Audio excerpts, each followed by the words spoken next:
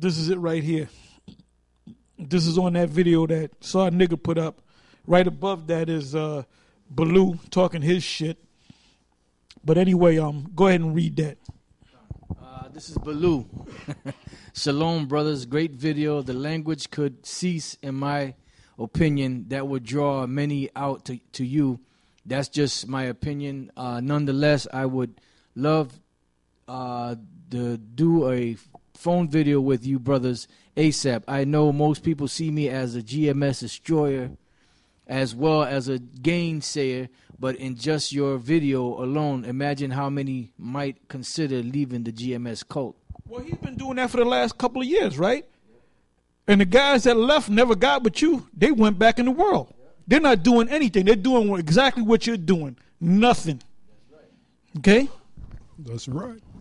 Okay, read what Sakari Sit-Down said. Now, we know who Sakari Sit-Downs is. You can tell by the banner. You got the Satanic Star, which they call the Morgan David, and then you got the Babylonian sun disk, sun disk, which goes back to Kemetic.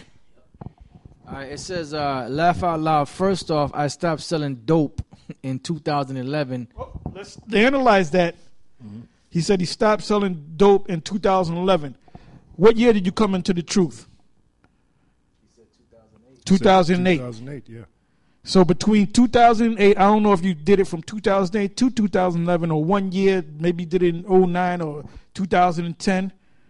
But you're condemning yourself. Right. You said in the video, and I can go back to it, you said, which the producer's going to bring it back anyway, that cut right there, that sound bite, where he said that he was in the truth for 6.5 years from 2008 to 2011, right? I've been in the truth since 2006 to now. That's what? Well, it was towards, not 2006, 2008. Towards the end of 2008. So about 6.5 years I've been in the truth. Right? But he said, out of his own writing, that he stopped selling drugs in 2011. So he was selling drugs when he was in the truth. Yeah. I've been in the truth since 2006 to now. That's what? Well, it was towards, not 2006, 2008. That's right. He says, I stopped selling dope in 2011 when I fully dedicated myself to the truth and joined the GMS Seattle camp. I put an entire ounce of dope in the trash. Now someone had my song and put it on a mixtape. I didn't put it out, and I did it before fully hitting the streets. I learned that I was an Israelite in 2008. I started watching the vids. I ain't say I was all the way in, dude. So that means you had to work. Hey, when the Lord came across the apostles, the disciples at that time, when the Lord said, follow me, right? What did they do? They said, well, I'll get you in about another 3 years.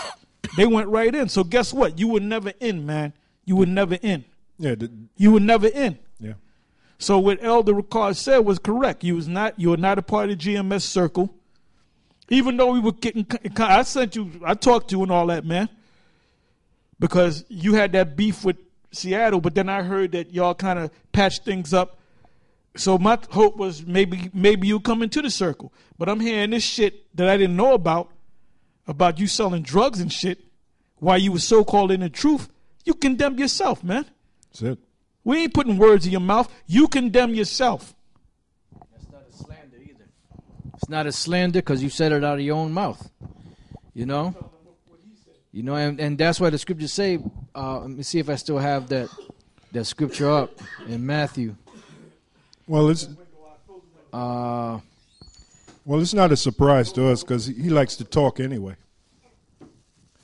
He likes to talk and he likes to put himself in the center of the conversation. Yep. Matthew 12:36. But I say unto you that every idle word that men shall speak, they shall give account thereof in the day of judgment. For by thy words thou shalt be justified, and by thy words thou shalt be condemned. And that's it. And you never confessed, man. You should have said that. Yeah, when I was doing this, doing that, I was selling drugs. You concealed that, man. But then somebody pulled out that mixtape, and I heard the mixtape, man. talking about you had an ounce of this and this and that, and you doing this and you were doing that. So basically, man, you condemn yourself, my man. You know, we don't got to tell you that you're out of the circle. You put yourself out the circle, man. But which means you were never in the circle any goddamn way. That's but right. Anyway, we're gonna switch gears and we're gonna talk about this cat, Yeshaya. Yeah, go ahead. I got one scripture for you. This is the book of Colossians 3:9 and 10. Lie not one to another, seeing that ye have put off the old man with his deeds, which is something he never did. He came in the truth, or claim he came in the truth, with that old man. The 10th verse, and have put on the new man, which is renewed in knowledge after the image of him that created him. That's right. So you condemn yourself, my man. And like I said, there's no other direction for you but straight down, man. A month or two from now, nobody's even going to know about you. You know, you're going to fade into oblivion. Yeah, you wanted that fame, you got it. You wanted to be king for a day, hey. You want it, so you got it. Yep. Yep, that's it. Colossians 3:9 and 10. Lie not one to another, seeing that ye have put off the old man with his deeds, which is what you were supposed to do when you claim you came into truth, and have put on the new man, which is renewed in knowledge after the image of him that created him. That's it. Oh, yeah, you know what? I was going to set up that thing about the Hyksos. Yeah, well, we'll talk for a minute. I'll probably come back to that, and I'll set that thing back up again.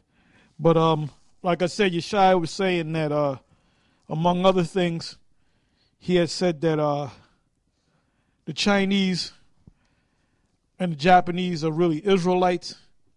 Judah, Gad, Dan, and another tribe that he mentioned, that they were a mixer during the time of the Hyksos, which were the shepherd kings, which we know about, which I put a video up, and I believe the name of the video is are the Hyksos Israelites on YouTube. I may put it up later, I may not, but you can watch it on YouTube. But anyway, he said that that's where they came from. They did an exodus during that time of the Egyptians, and they went all the way to the Far East.